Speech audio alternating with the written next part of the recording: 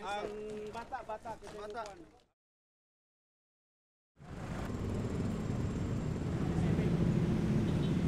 O gumuguho talaga sir.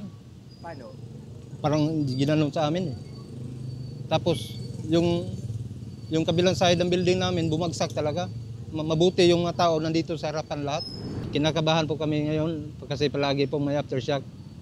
Hanggang ngayon, hindi po namin mabibilang yung aftershock kung ilan ng aftershock ngayon. Kasi marami na kasi sir eh. Kagabi pa eh. Hindi pa ako nakapahinga.